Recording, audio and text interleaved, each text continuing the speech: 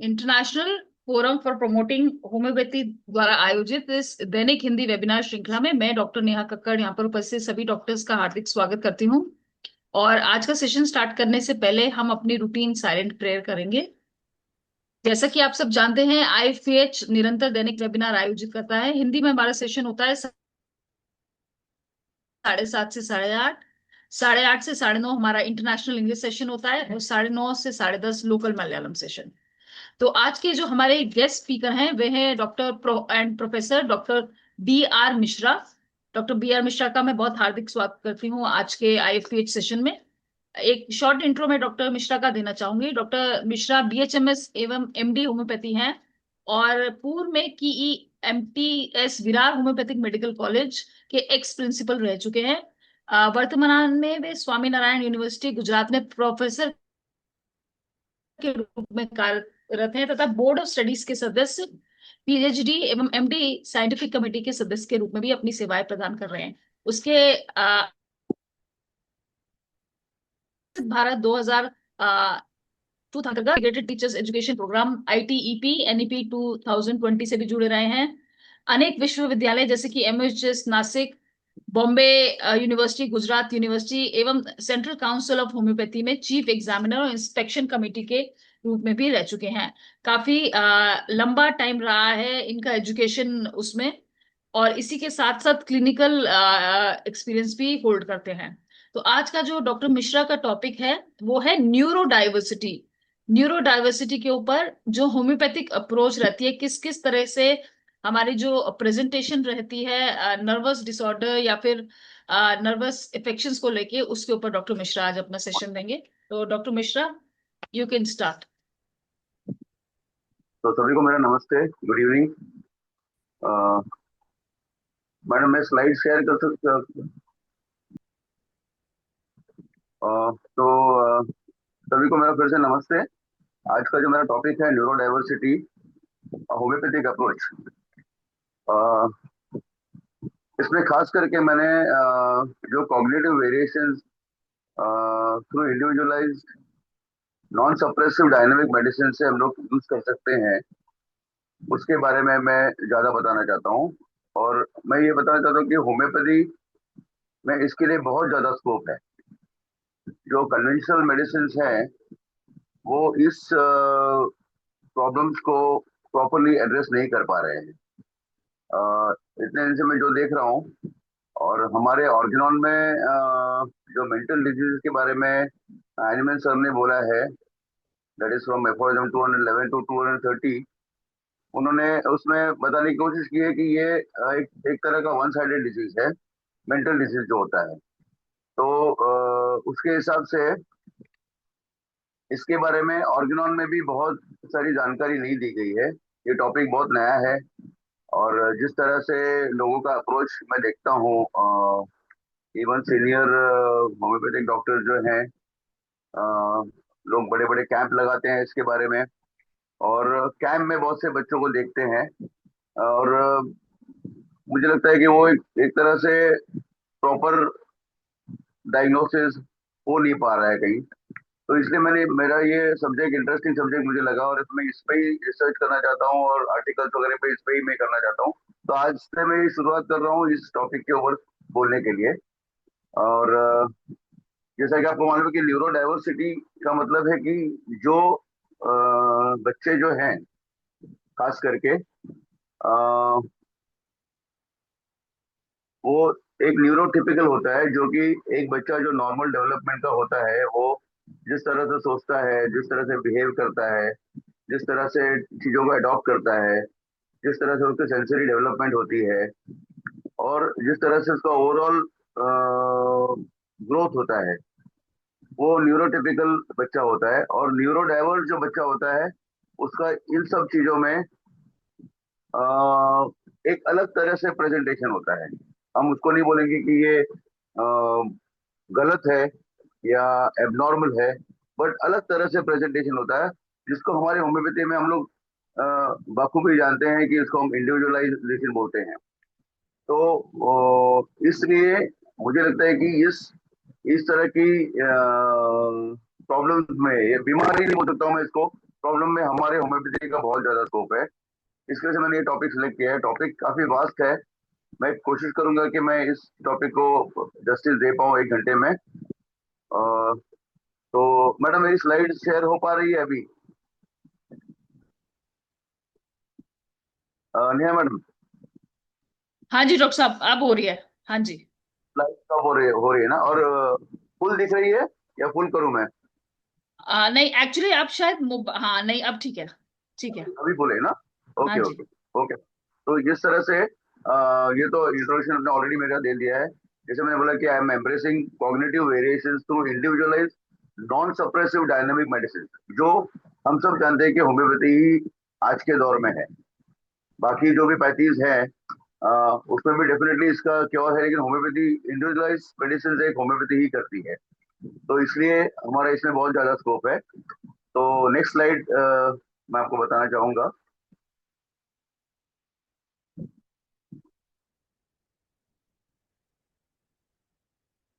तो ये जो सिंबल है, ये एक सिंबल जिसको हम लोग इन्फिनिटी जानते हैं हमेशा से। ये इन्फिनिटी सिंबल रिप्रेजेंट करता है डाइवर्सिटी। और उस जो बच्चे में ये डाइवर्सिटी है, न्यूरो डाइवर्सिटी, उसका लिमिटलेस पोटेंशियल, मतलब इन्फिनिटी मतलब उसकी जो पोटेंशियल है उसका कोई लिमिट नहीं है। जो न्यूरो डाइवर्जेंट इंडिविजुअल्स हैं, तो एक तरह का, जो भी जिसने भी ये सिंबल बनाया बहुत ही सोच समझ कर बनाया कि it's a visual reminder that there is no one right way of being human. Human होने के बहुत सारे अलग अलग तरीके हैं। हम किसको नॉर्मल बोलते हैं, किसको एबनॉर्मल बोलते हैं, ये डिपेंड करता है स्टैटिस्टिक्स पे या पैरामीटर्स पे। लेकिन जो न्यूरो डाइवर्जेंट है उनका, उनके बाकी जो पोटेंशियल्स है वो लिमिटलेस है। तो ये इसका सिंबल स्टैंड करता है। ये मेरा सेकेंड स्लाइड है।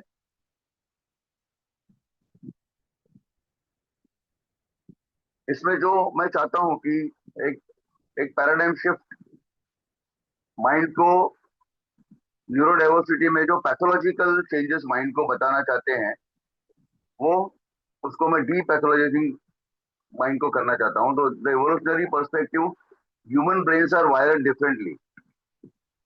Variations in focus, sociability, learning, and mood are not evolutionary errors, they are natural variations.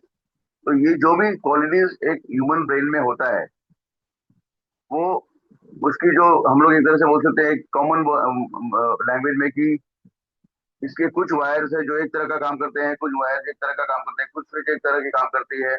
तो ये जो भी फोकस अपने चीज को करना, या सोशियबिलिटी मतलब अपने आप को अडॉप्ट करना, लोगों के कुछ चीजों को सीखना, अपने मूड को समझना, सामने वाले के मूड को समझना, ये सब इवोल्यूशनरी एरर्स नहीं है, ये लोग नेचुरल वेरिएशंस है। तो मैं तो ये बताना चाहता हूँ कि न्यूरो डाइवर्सिटी भी एक तरह का वेरिएशन है। ये कोई बीमारी नहीं है, ये कोई पैथोलॉजी नहीं है, ये मैं बताना चाहता हूँ।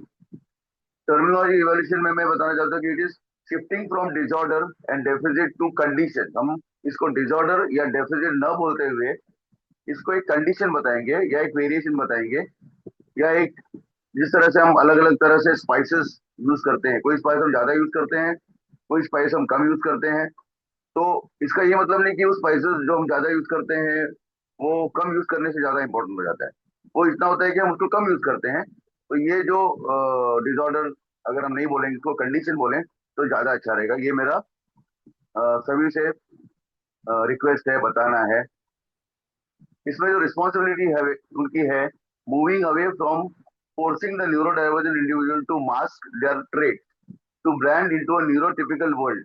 ये नॉर्मली हर इंडिविजुअल इस तरह से करने जा रहा है कि उनको न्यूरोटिपिकल बनाने की कोशिश कर रहा है, जबकि ये जरूरी नहीं है कि वो न्यूरोटिपिकल बन जाए। लेकिन उनके लिए हम लोग एक अलग दुनिया, एक अलग एकोमोडेशन बनाने की जरूरत है, जहाँ पे वो अपने आप को खुल के जी सके, खुल के बता सके, खुल के पनप सके।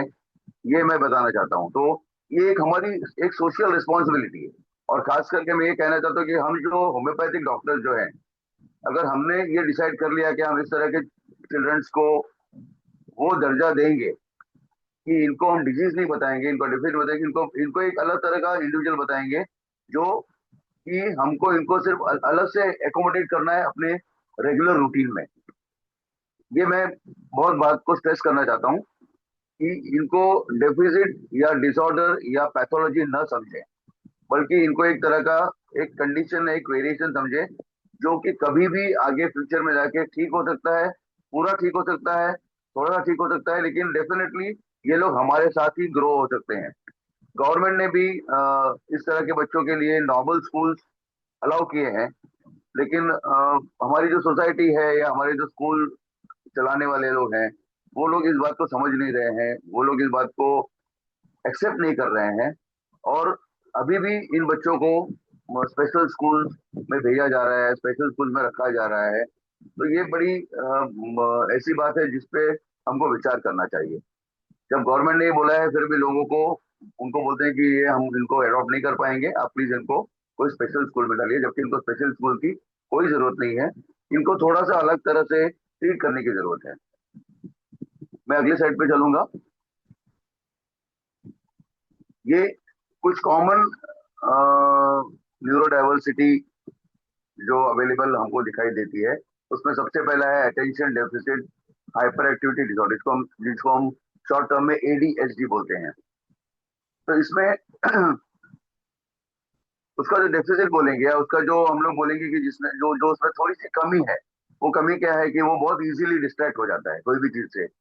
एक बच्चा हमेशा कोई चीज से डिस्ट्रैक्ट होता है, लेकिन ये बहुत ज्यादा इजीली डिस्ट्रैक्ट हो जाता है और बहुत ज्यादा हाइपर एक्टिव होता है। अगर हमारे क्लिनिक में आ जाए या हमारे घर में हो, तो एक जगह पे बहुत देर तक बैठ नहीं पाएगा, कुछ भी चीजों को अचानक करेगा, इम्पल्सिव करेगा, उसको ऑर्गेनाइज्ड वे में नहीं कर पाएगा। और अगर वो बात करता है तो एक टॉपिक से दूसरे टॉपिक पे बिना उसको खत्म किए जंप करता है। ये इसकी कुछ ये है। पर उसके स्ट्रेंथ भी जरूर है, जो मैंने मेरे राइट साइड में रखा है, कि ये लोग बहुत क्यूरियस होते हैं, बहुत एनर्जेटिक होते हैं, बहुत क्रिएटिव होते हैं, और ये लोग अपने आप को उस मूवमेंट में पूरी तरह से एंगेज करते हैं। और ये काफी स्पॉन्टेनियस होते हैं, हम लोग को सरप्राइज कर देते हैं, हम लोग को शॉक कर देते हैं ये बच्चे, जो एडीएचडी के बच्चे हैं। तो ये उनका प्लस पॉइंट है जो मैंने अपने राइट हैंड साइड में बताया है। दूसरा एक जो आजकल बहुत कॉमन यूज हो रहा है, वो है एएसडी, ऑटिज्म स्पेक्ट्रम डिसऑर्डर, जिसका हिंदी में अनुवाद किसी ने किया है ऑटिज्म का, कि ये बच्चा स्वमग्न होता है, मतलब वो अपनी दुनिया में खोया रहता है। ये जो मैंने देखा है कि कोरोना के बाद में, कोरोना के समय बहुत से बच्चों को बाहर निकलने दिया नहीं जाता था, ना स्कूल होता था, उनको एक ही कमरों में रखता थे, और लोग उनको एंगेज रखने के लिए मोबाइल फोन दे देते थे। मोबाइल फोन में वो वीडियोस देखते थे, फिल्म देखते थे, पोयम देखते थे, और फिर वो उसको उसी को पूरा दिन देखते देखते देखते उसी में खो जाते थे। और धीरे धीरे वो ये उस मोबाइल की दुनिया में चले गए, और एक्चुअल दुनिया से इनका कम्युनिकेशन टूट गया। तो ये कोरोना के बाद में ऐसे बहुत से केसेस बाहर आए। स्टैटिस्टिक्स तो ये बोलता है कि फॉरेन कंट्रीज में हर 4 बच्चे में एक बच्चे को ऑटिज्म है।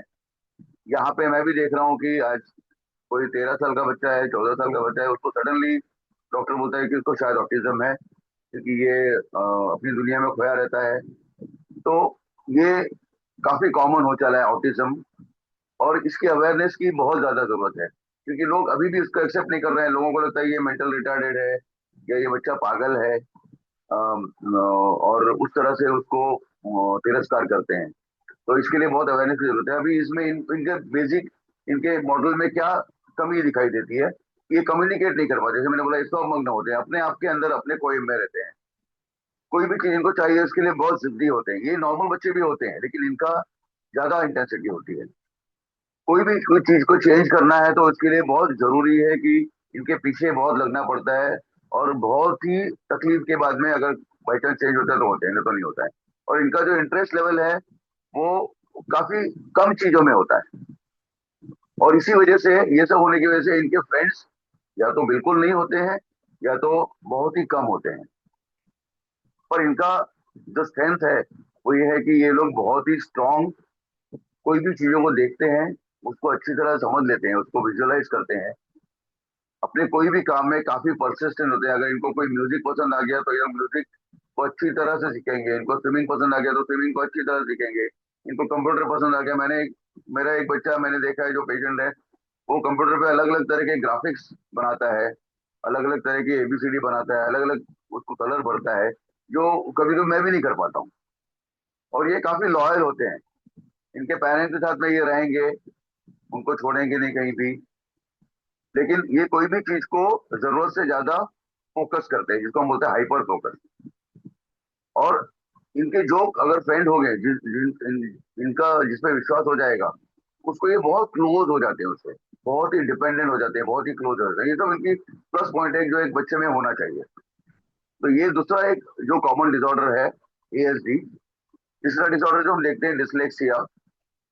ऑटिज्म के बारे में बोलना चाहता हूँ कि लोगों ने काफी कुछ बोला है, इसकी स्टैटिस्टिक्स या उसकी उसका ट्रुथ कितना है पता नहीं, लेकिन लोगों ने बोला है कि आइंस्टाइन को भी ऑटिज्म था, अभिषेक बच्चन को भी ऑटिज्म था।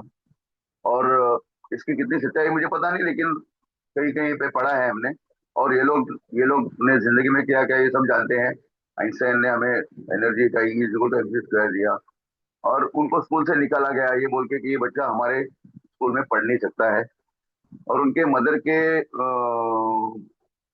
प्रोत्साहन की वजह से ये आइंस्टाइन बन गए। तो ये भी हमने सुना है। दूसरा एक जो प्रॉब्लम है डिसलेक्सिया, इसमें इनका जो लिटरेसी स्किल्स है बहुत वीक होता है। ये कोई चीज को पढ़ नहीं पाते हैं, ये बहुत स्लो पढ़ते हैं। कोई भी चीज को स्टेप फॉलो करना है, मैथमेटिक्स का स्टेप फॉलो करना है, डिवीजन का स्टेप फॉलो करना है, तो उसको फॉलो करने में इनको बहुत दिक्कत होती है। और कोई भी चीज का डिटेल्स जो देखना है, किसी का एड्रेस देखना है, किसी का फ्लैट नंबर देखना है, तो इसको ओवरलुक कर देते हैं इजीली। हमें लगता है कि ये क्यों नहीं कर पा रहा है, लेकिन ये उनका एक डेफिसिट है। और जो भी चीज को सिक्वेंसिंग करना है, इसमें मैं बोलना चाहता हूँ सीक्वेंसिंग मतलब जैसे ए के बाद बी आएगा, बी के बाद सी आएगा, सी के बाद डी आएगा, ये लोग नहीं कर सकते हैं। लेकिन एक ऑटिज्म का बच्चा मैंने देखा है जो परफेक्टली ए से लेके जेड तक करता है। और ना ही सिर्फ वो करता है बल्कि जेड से लेके ए तक भी परफेक्टली लगाता है, जो हम नॉर्मल लोगों के लिए भी डिफिकल्ट होता है। 1 से लेके 100 तक बोलता है, 100 से लेके 1 तक बहुत इजीली बोल देता है और लगा देता है।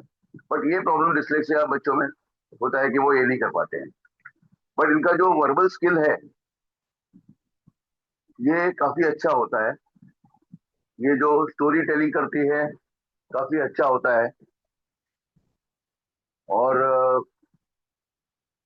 काफी इनोवेटिव होते हैं।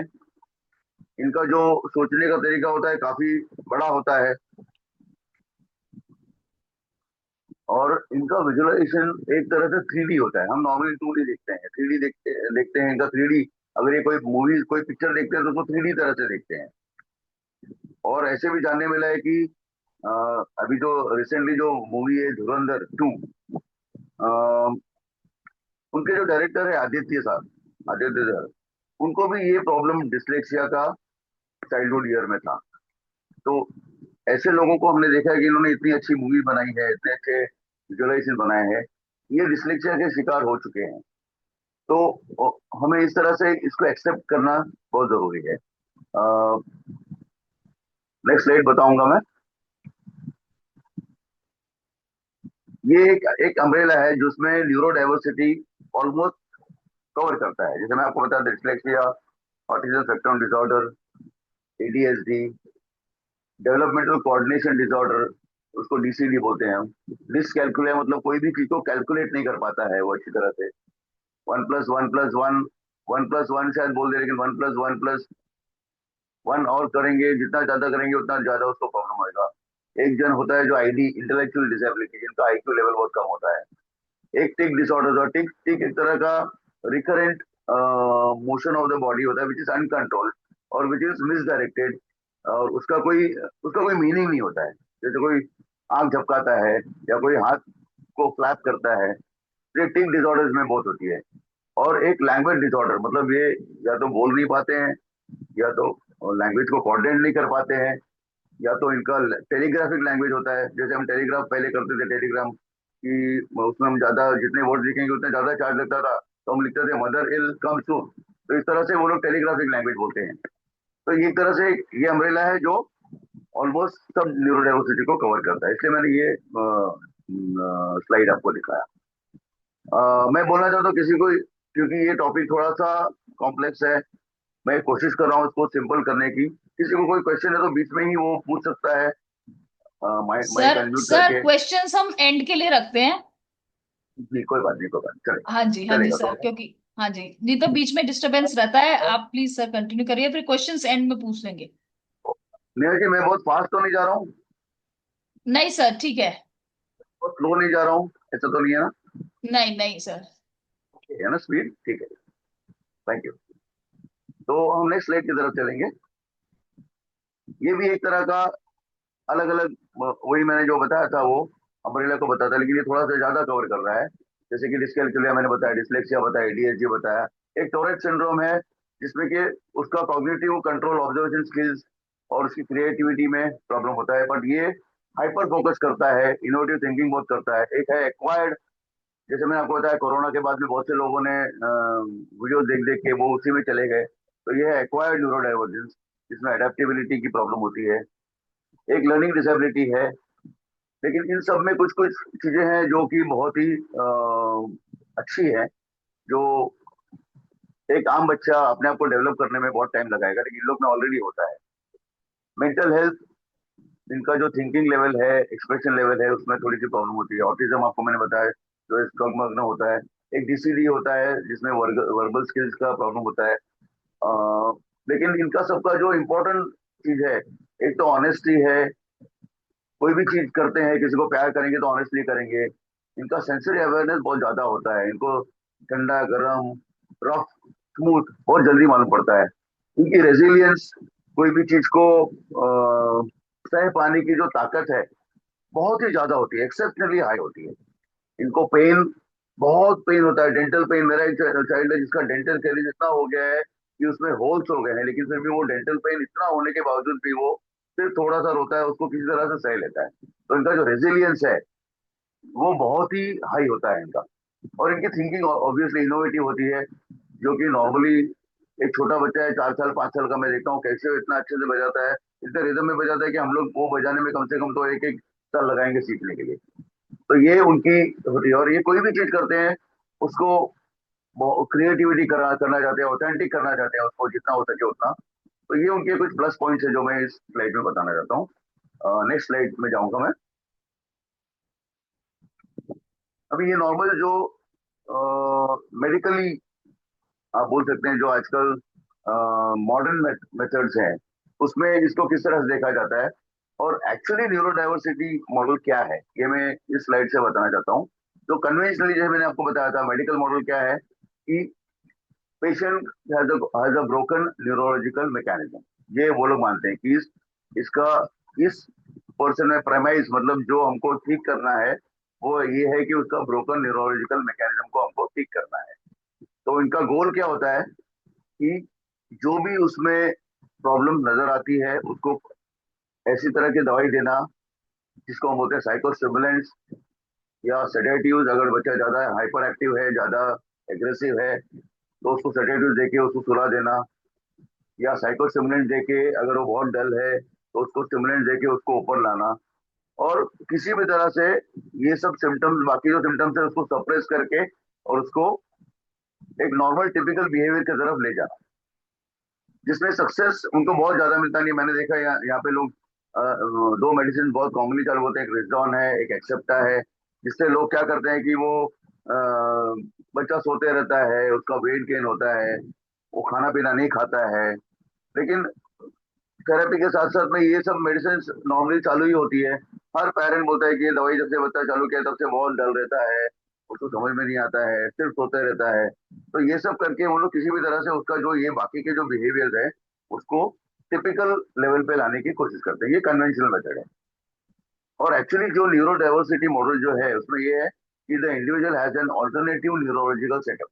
मतलब हमारा जो नॉर्मल सेटअप है, एक नॉर्मल बच्चा जो करता है उसका एक ऑल्टरनेटिव सेटअप उनके पास अवेलेबल है। एक ऑल्टरनेटिव, जैसे हम डाइवर्जन ढूंढते हैं, रास्ता अगर खराब है तो वहां से डाइवर्जन निकाल दो, फिर वो रास्ता आगे जाके मिल जाता है। तो इनका ये डाइवर्जन इस तरह का रहता है।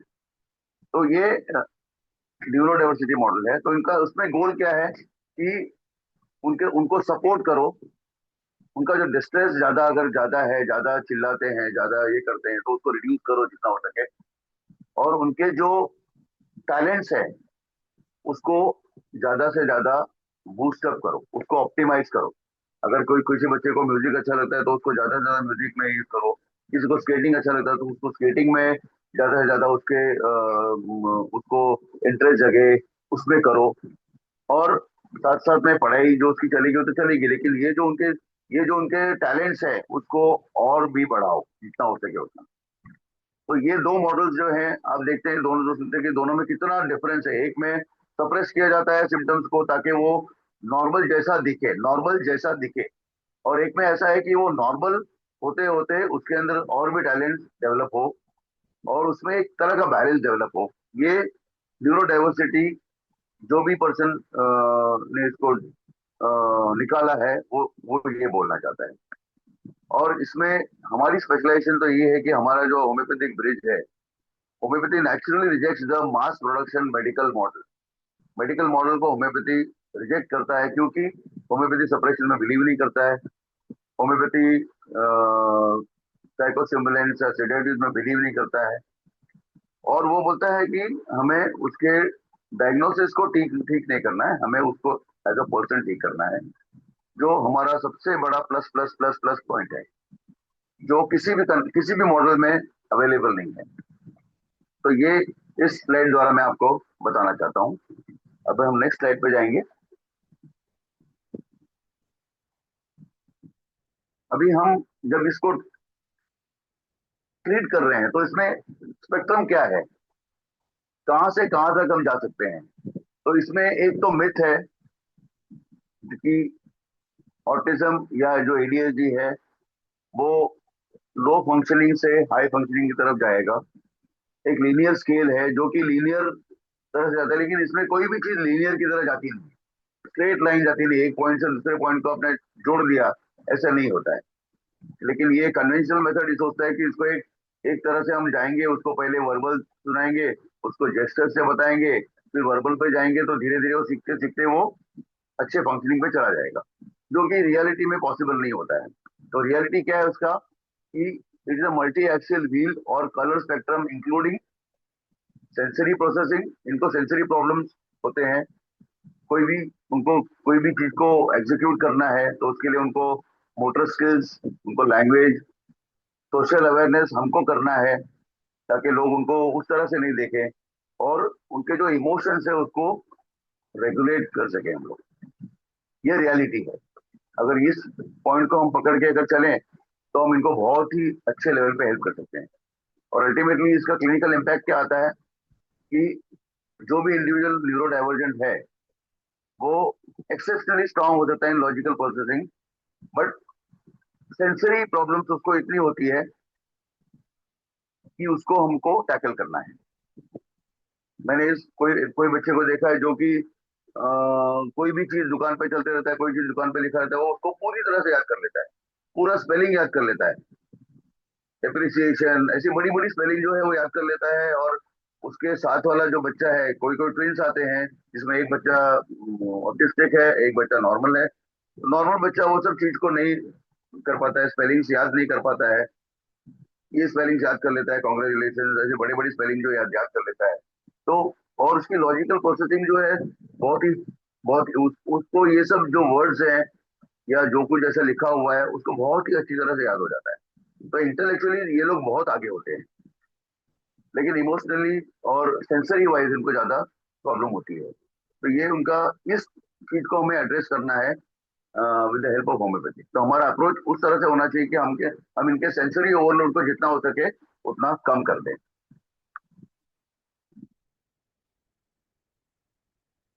तो जैसे मैंने बताया कि भाई कन्वेंशनल अप्रोच इज स्ट्रगल। ये लोग स्ट्रगल ही करते हैं, जो मैंने देखा है।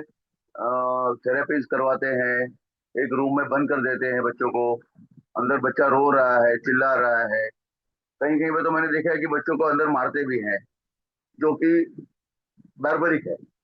बच्चा जब बाहर आता है तो पेरेंट्स कंप्लेन करते हैं कि देखो इसके गाल पे दाग लगा हुआ है, और पेरेंट्स को दिखाना नहीं, पेरेंट्स से छुपा के रखना।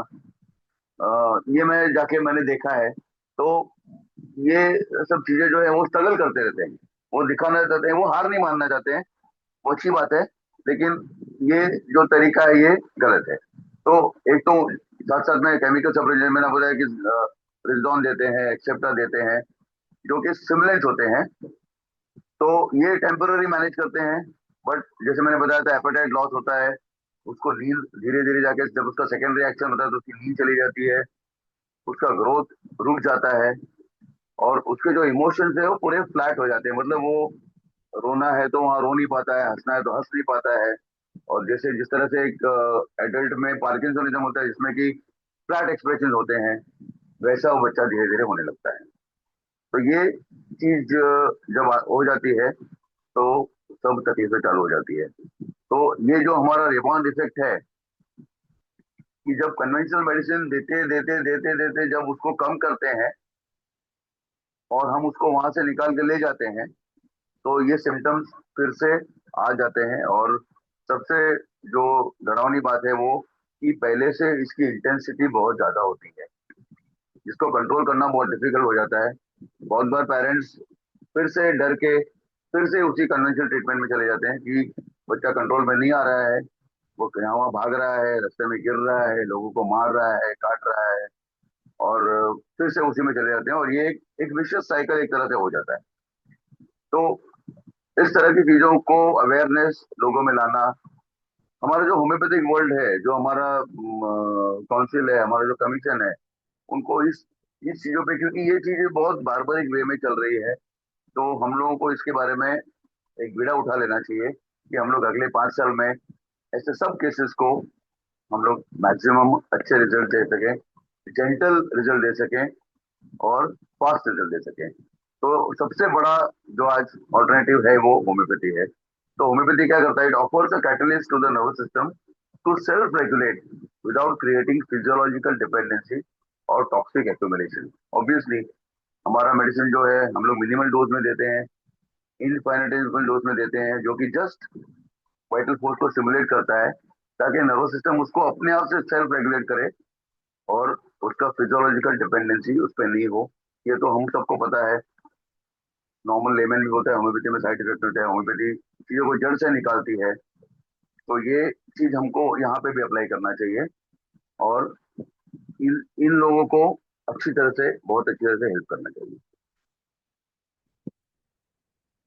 अभी थोड़ा सा मैं शॉर्ट में बताना चाहूंगा कि इनका प्रेजेंटेशन क्या होता है। कि एडीएचडी जो बच्चा है उसका वर्किंग मेमोरी, टाइम मैनेजमेंट, कोई चीज को प्रायोरिटाइज करना और इमोशनल रेगुलेशन में प्रॉब्लम होती है। इसके दो फेज होते हैं, एक हाइपर एक्टिव होता है जिसमें कि बहुत ही इंपल्सिव होता है, कांस्टेंट फिजिकल रेस्टलेसनेस होता है, बहुत ज्यादा बड़बड़ बड़बड़ करता है, बात करता है। और दूसरा जो स्टेज आता है उसमें आता है इनअटेंटिव। तो उसमें ये शांत हो जाता है, चुप हो जाता है, हाइपर फिक्सेशन, कोई भी चीज को देखता रहेगा, वही चीज के पीछे लगा रहेगा, उसी को बार बार करता रहेगा, बैठा रहेगा तो फिर कहाँ खोया रहेगा। कोई भी चीज आती है, जैसे लाइट आती है, अचानक रोशनी आती है, उससे डर जाता है। आजकल तो मूवीज में भी लिखाया रहता है कि इस मूवी में ऐसे कोई सीन आएंगे जहाँ पे सडन लाइट आएगा, सडन नॉइज आएगा, तो ऐसे बच्चों को आप लोग संभालिए। ये मूवीज में भी आजकल डिस्क्लेमर आता है।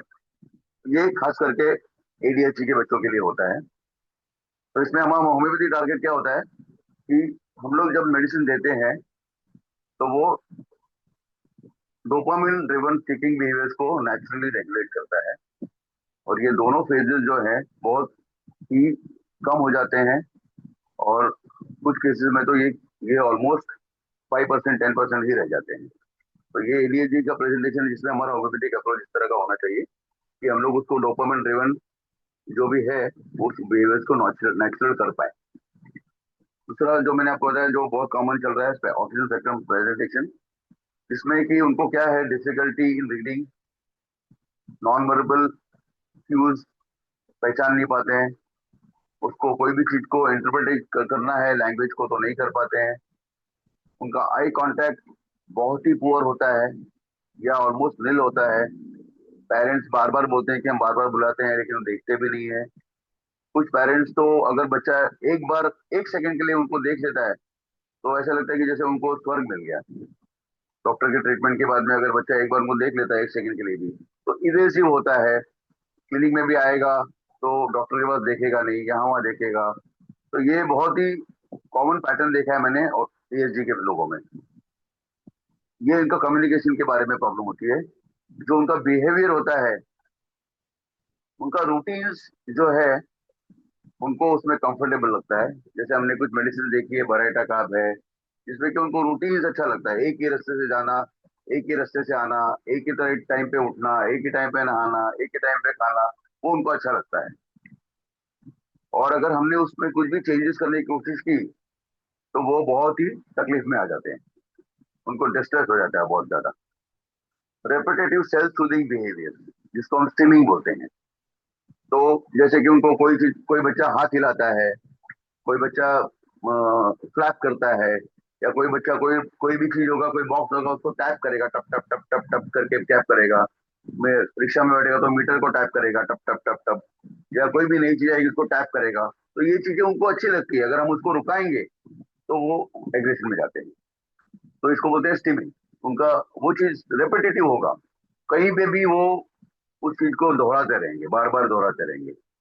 तो ये उनका बिहेवियर में प्रॉब्लम होएगा। लेकिन इनके पास एक गिफ्ट भी है कि वो कोई भी चीज को प्रॉपरली अगर फोकस करना चाहते तो फोकस करना चाहते हैं। उनका जो मोरालिटी है, जैसे मैंने एक बच्चे को देखा है कि अगर कोई भी चीज नीचे गिर जाती है तो उसको अच्छी तरह से उठा के उसी जगह पे बराबर से रख देता है।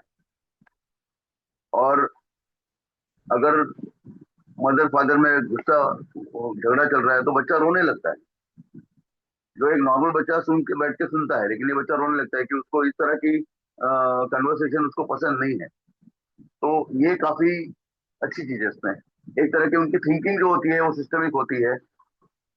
काफी आर्टिस्टिक होते हैं, बहुत अच्छा पेंटिंग करते हैं, बहुत अच्छा म्यूजिक बजाते हैं, बहुत अच्छी ड्राइंग करते हैं। इनकी हैंड राइटिंग इतनी इतनी प्यारी होती है कि हम लोग नॉर्मल बच्चे को हैंड राइटिंग क्लासेस में भेजते हैं सीखने के लिए अच्छी, लेकिन इनकी हैंड राइटिंग इतनी प्यारी होती है कि हमको हम उसको बस देखते रह जाए, इतनी अच्छा उनका होता है। और इनकी टेक्निकल एप्टीट्यूड जो होती है काफी अच्छी होती है। अगर उनको कोई चीज सीखना है तो बहुत ही अच्छी से सीखते हैं। तो ये इनका गिफ्ट फैक्टर है। तो इस पॉइंट को हम लोग होम्योपैथी में अगर ध्यान रखेंगे, हमारे पास बहुत से ड्रग्स हैं जो आर्टिस्टिक है, फॉस्फोरस है, ये सब ड्रग्स जो अगर हम सोचें इसके बारे में, तो काफी अच्छा होगा। तीसरा एक जो है, एक सेंसरी इनका प्रॉब्लम जो होता है, सेंसरी प्रोसेसिंग डिफरेंसेस, एसपीडी जिसको बोलते हैं। तो ये एक तरह का ट्रैफिक जाम हो जाता है इनके अंदर। तो ब्रेन जो इनका है, ये जो भी सेंसरी इनपुट्स आते हैं, देखना, सुनना, सोचना, सूंघना, और प्रोप्रियोसेप्टिव उनके जॉइंट्स को अगर कुछ टच होता है, और वो कान में कोई आवाज आती है, आंखों से कुछ होता है, तो ब्रेन उसको मिस इंटरप्रेट करता है। तो मिस इंटरप्रेट करने की वजह से वो लोग उस तरह से बिहेव नहीं कर सकते। अगर थोड़ा सा आवाज आया तो डर जाते हैं। जैसे एक बच्चा मेरी क्लिनिक में आता है, लिफ्ट में बाहर निकलेगा तो लिफ्ट की आवाज आती है कि please close the door. Please close the door बोलेगा तो बच्चा इतना लंबे भाग जाता है कि कभी कभी तो हाथ से निकल के भागने लगता है रोड पे, जो कि बहुत डेंजरस हो सकता है। तो ये इस तरह का जो उनके सेंसेशन है, वो एक तरह से ब्रेन मिस इंटरप्रेट करता है। दूसरा उनका जो है, हाइपर सेंसिटिविटी डेफिनेटली है। तो चिल्लाते हैं बहुत ज्यादा, फिजिकल पेन होता है, या उनको कुछ चीजों का टेस्ट नहीं आता। जो ओरल ओरो मोटर सेंसरी जो उनका प्रॉब्लम होता है, उनको कोई चीज मुंह में रखते हैं तो उसका, जैसे जैसे कि केला रखा तो केला स्लाइमी होता है, तो उनके सेंसरी प्रॉब्लम की वजह से उसको वो डाइजेस्ट नहीं कर पाते। उनको उसका टेस्ट अच्छा लगता है, लेकिन फिर भी वो, उनको उस तरह से लगता है और वो वॉमिट कर देते हैं। वॉमिट इतना करते हैं कि मेरा एक केस है जो पूरा अपने पेट में जो कुछ भी है सब निकाल देता है। पहले चाव से खाता है, उसको मीठा अच्छा लगता है, लेकिन जो चीज उनको पसंद आ जाएगी, जैसे मीठी चीज है, कोई पीने वाली चीज है, उसको पी लेगा। लेकिन अगर हम कोई नई चीज इंट्रोड्यूस करेंगे, तो वो उसके मुंह में जो ओरो सेंसरी उसका प्रॉब्लम जो है, इसकी वजह से वो उसको ले नहीं पाता है, और वो काफी डेंजरस हो सकता है। और जैसे मैंने आपको बताया कि इनका डेंजरसली हाई पेन थ्रेशोल्ड है। तो उनको कुछ दर्द अगर होता है तो वो बताते नहीं है, और ये चीजें धीरे धीरे डेवलप हो सकती है, प्रॉब्लम में आ सकती है। उनको कोई इंजरी हो गई, कहीं गिर गए, तो दूसरा एक बच्चा आके कुछ इशारा करेगा, बताएगा, लेकिन ये नहीं बताते हैं। और ये देखा है मैंने कि उनको होम्योपैथिक ट्रीटमेंट देने के बाद में वो बच्चा अगर थोड़ा सा भी उसको लग जाता है तो पहले जाके माँ को दिखाता है, उंगली से दिखाता है, या उसको हाथ पकड़ के उसका हाथ दिखाता है। तो ये मैं इस तरह को इसको एक अच्छा साइन मानता हूँ कि बच्चा एटलीस्ट अपने पेन थ्रेशोल्ड से कम हुआ है, और वो अपने सेंसरी प्रॉब्लम्स के लिए कुछ ना कुछ मांगना चाहता है। तो ये बच्चा जैसे मैंने बताया कि कॉन्स्टेंटली स्पिनिंग, गोल गोल घूमता रहेगा, गोल गोल घूमता रहेगा, चलता रहेगा, चलता रहेगा, एक एक घंटा, दो दो घंटा, तीन तीन घंटा, बिना थके, थकता ही नहीं है। फर्नीचर भागेगा तो उसको समझ में नहीं आता है कि कहाँ जाएगा, उसको लग जाएगा यहाँ वहाँ कहीं तो। ऐसी कोई चीज है जिससे उसको इंटेंस फ्लेवर वहीं वहां जाए, वहां भागेगा। जैसे रास्ते में चल रहा है तो हर बिल्डिंग में घुसेगा, हर बिल्डिंग में जहां जहां उसको प्रॉब्लम होगा वहां घुसेगा। तो ये सब चीजें उसकी हाइपो सेंसिटिविटी है। तो ये दो तीनों चीज हमारे सेंसरी प्रोसेसिंग डिफरेंस में आते हैं, इनको सेंसरी प्रॉब्लम बहुत ज्यादा होते हैं। Next slide. Learning coordination variation, जैसे मैंने बताया डिस्लेक्सिया है, डिस्ग्राफिया है। इसमें alternative phonological processing making traditional reading and writing laborious. Traditional मतलब जो हम स्कूल में जाने के बाद में सीखते हैं, ABCDEFG जो भी है, बोलना, सीखना, समझना। हम सिर्फ ए को सीखते नहीं है, समझते भी ए का मतलब क्या है, ए कहाँ कहाँ यूज होता है।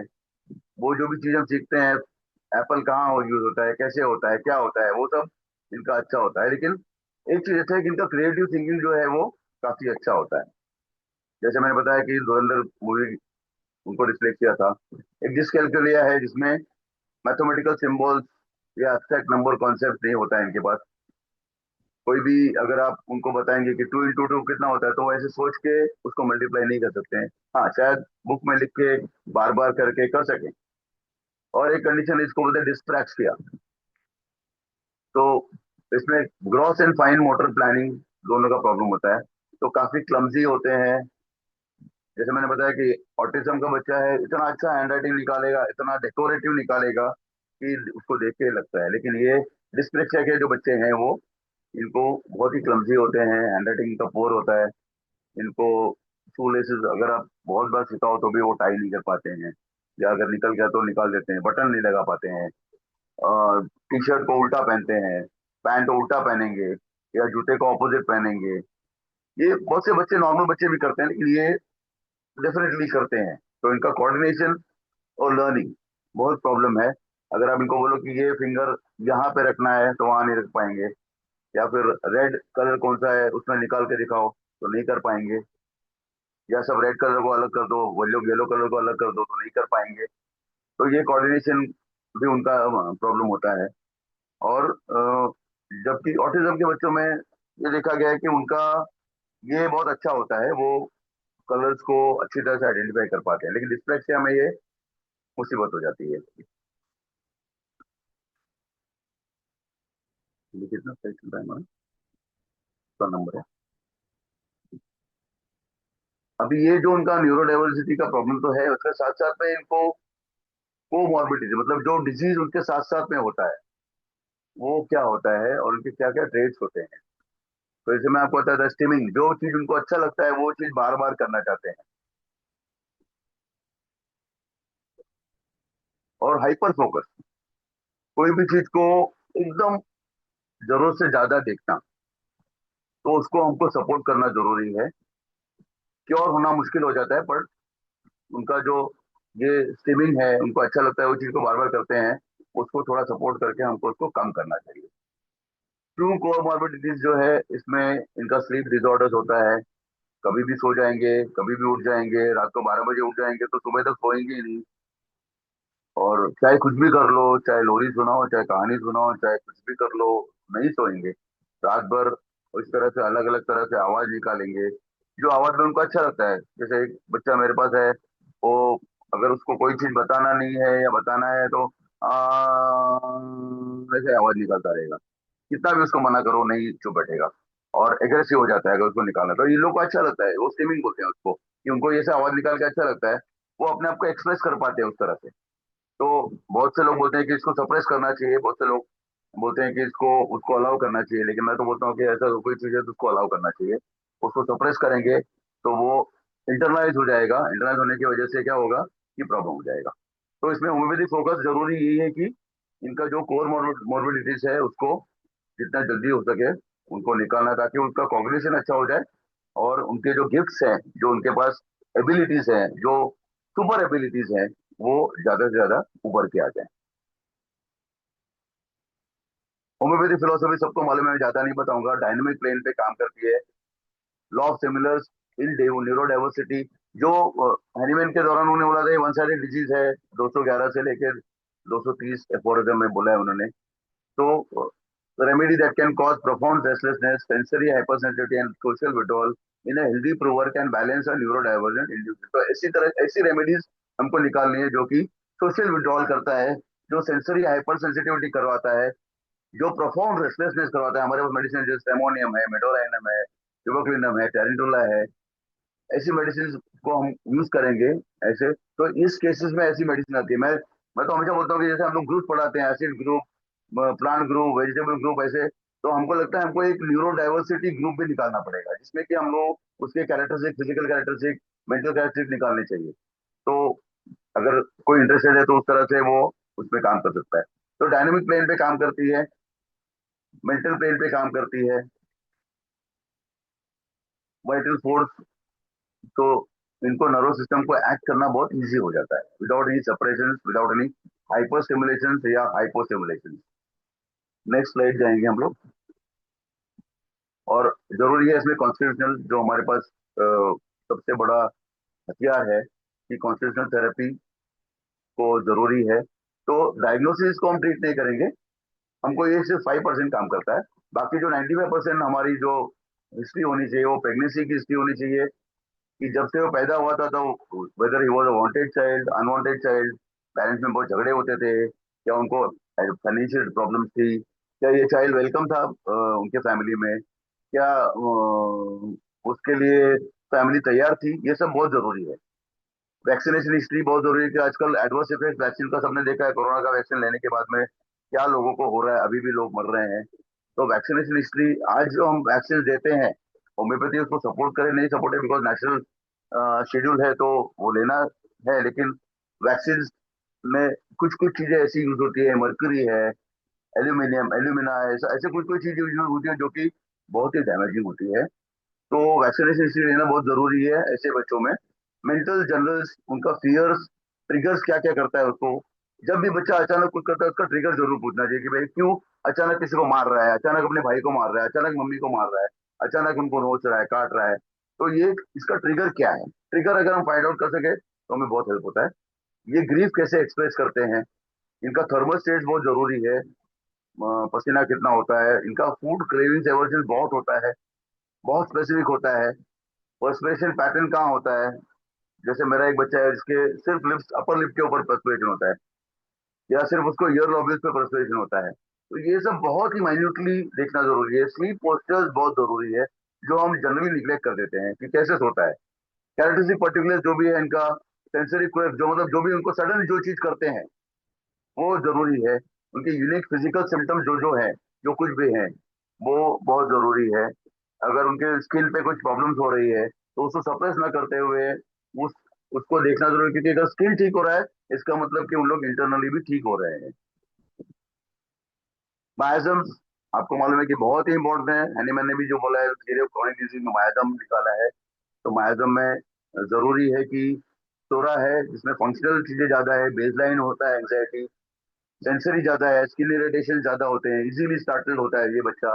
साइकोसिस का बच्चा जो है रिजिड रूटीन्स होता है, बहुत ऑब्सेसिव होता है, एक चीज को बार बार फॉलो करेगा, एक चीज के पीछे एक लकीर पे दौड़ेगा, एक कलर को रिपीटेटिव करेगा, उसको जिसमें अच्छा लगता है वो ऑब्जेक्ट को कलेक्ट करेगा, उसी कलर के चीज को। सिफिलिटिक में वायलेंट मेल्टडाउन, मतलब जिस जिसमें उसको अच्छा लगता है। मेल्टडाउन मतलब उसके अंदर उसमें घुस जाएगा वो, सेल्फ इंजुरियस बिहेवियर करेगा, सर पटकेगा, जमीन पे लेट जाएगा, गिर जाएगा।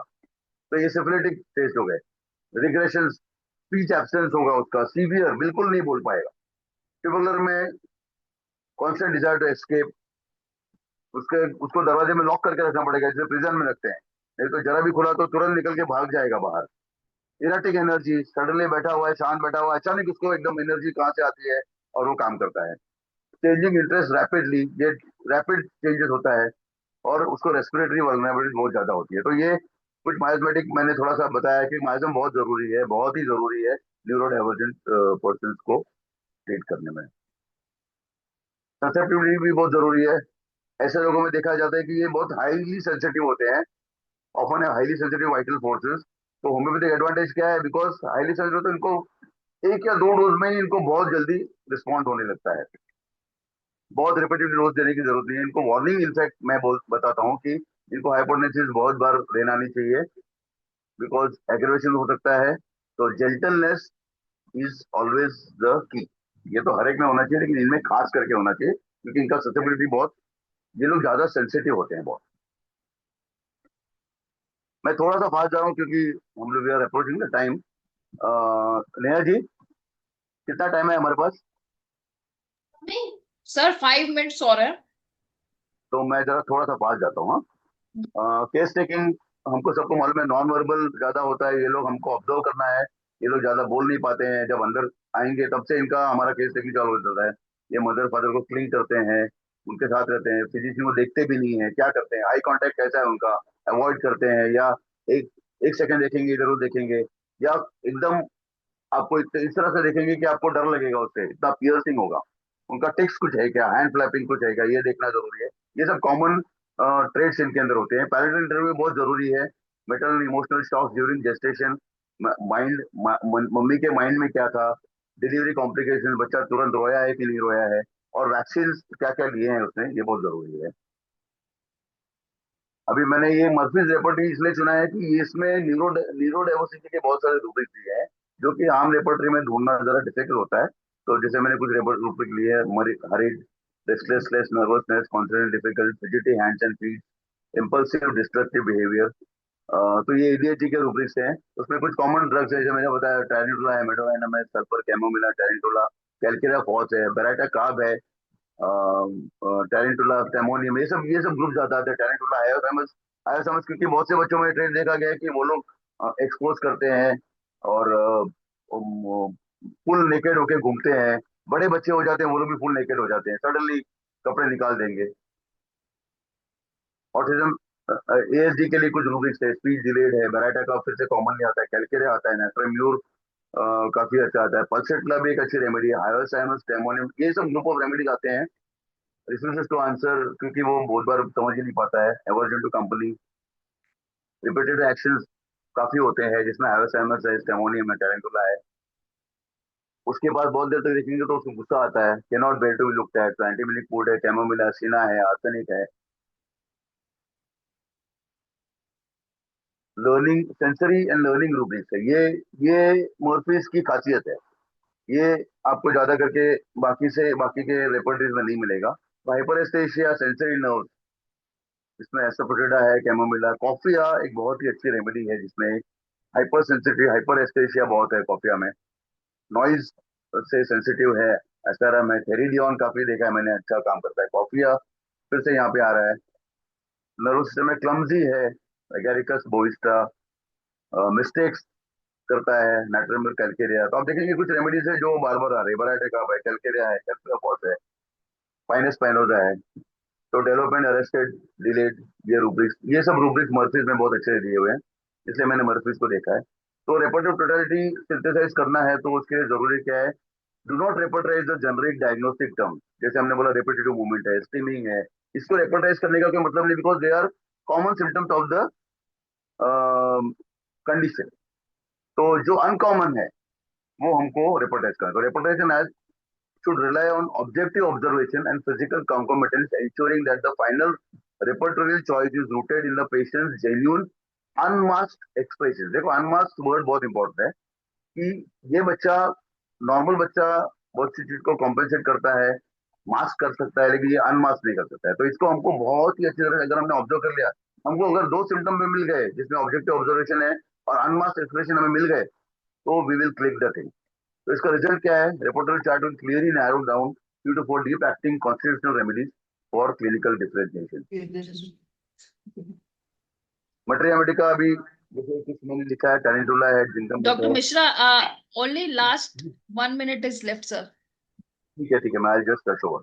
तो टैरेंटुला एस्पेनिका और जिंकम है। हमारे पास बराइटा काब है, कैलकेरा काब है। वो इसके बारे में थोड़े इंडिकेशन मैंने बताए हैं, वो आप मटेरिया मेडिकल से पढ़ सकते हैं। बट इंपॉर्टेंट है, बराइटा काब में डिलेड है, क्लैरिकल का में मेथोडिकल है, स्लो लर्नर है। स्टेमोनियम हायर समय स्टेमोनियम में वाइटल फोर्स टेरराइज होता है, एकदम डरा हुआ होता है। लाइक अ टॉर्नेडो आता है, घर क्लिनिक में सब तोड़ फोड़ कर देता है। हायर समझ में अनिमेटेड एक्सपोज करता है। नाट्रम म्यूर में साइलेंट इमोशनल है। साइलिशा में फ्रेजाइल है, बहुत ही यील्डिंग है।